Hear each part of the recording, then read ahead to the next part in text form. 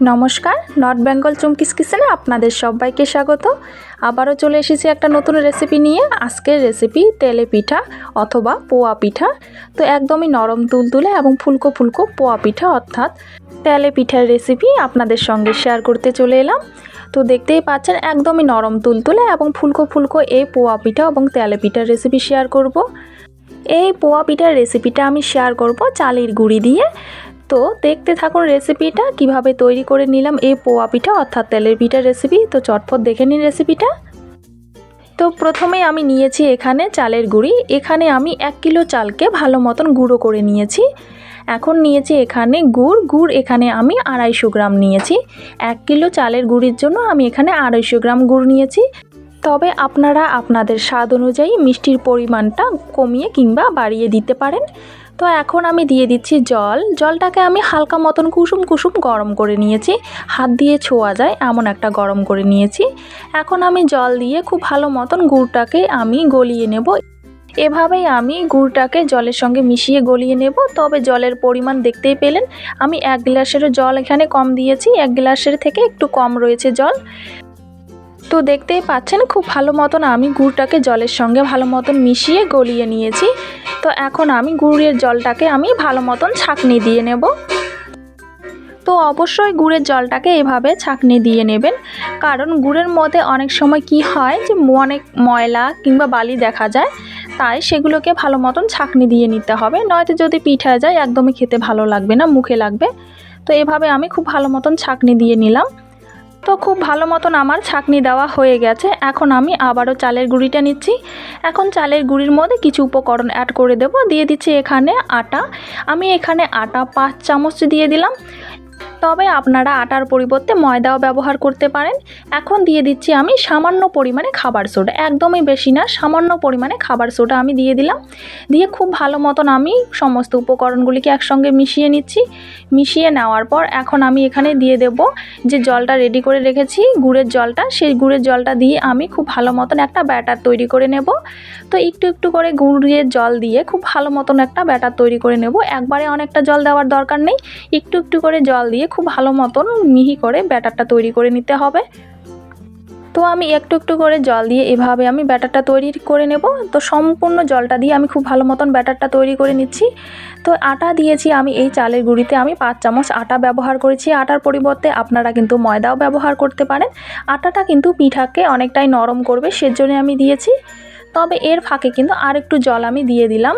ব্যাটারটা তৈরি করতে কিন্তু অনেকটাই দেখতে পাচ্ছেন ঘন হয়েছে ব্যাটারটা, তাই আমি আবার একটু জল অ্যাড করে দিলাম। তো এখন আমি খুব ভালো মতন ফেটিয়ে নেব ব্যাটারটাকে। তো অবশ্যই মনে রাখতে হবে খাবার সোডা কিন্তু অবশ্যই দিতে হবে এই পিঠাগুলিতে, নয়তো কিন্তু একদমই ফুলবে না পিঠাগুলি। তাই খাবার সোডা অল্প পরিমাণে দিয়ে দিবেন।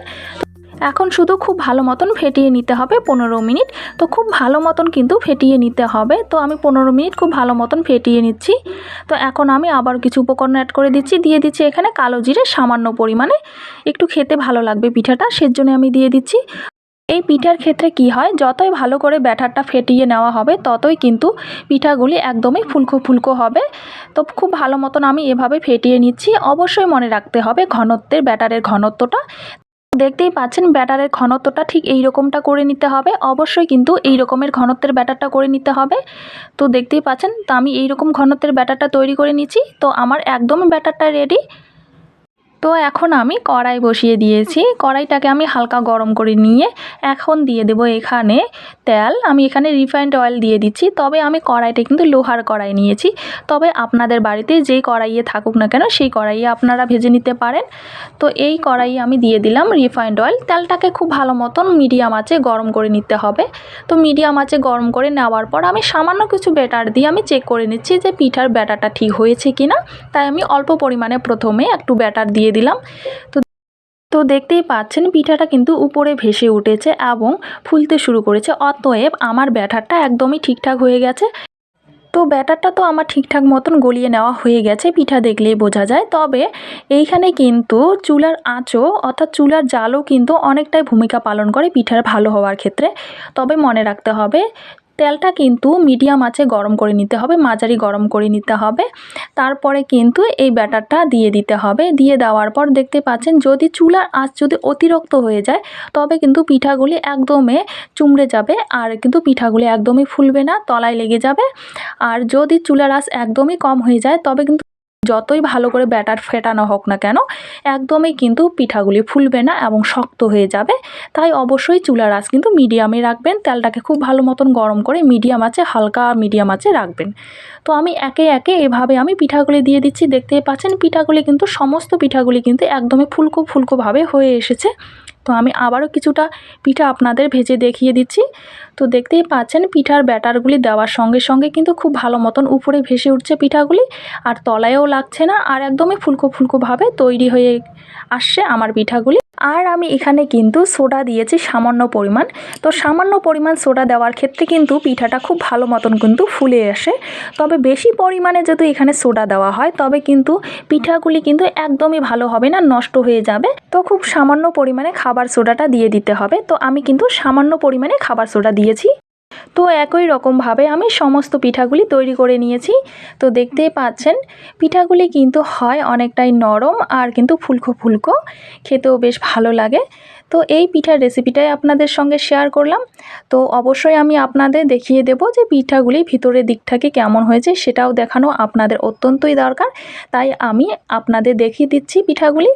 তো তো প্রথমেই আমি পিঠাগুলি ভালো মতন দেখিয়ে দিচ্ছি উপরের দিক থেকে। দেখতেই পাচ্ছেন পিঠাগুলি কতটা ফুলে গেছে।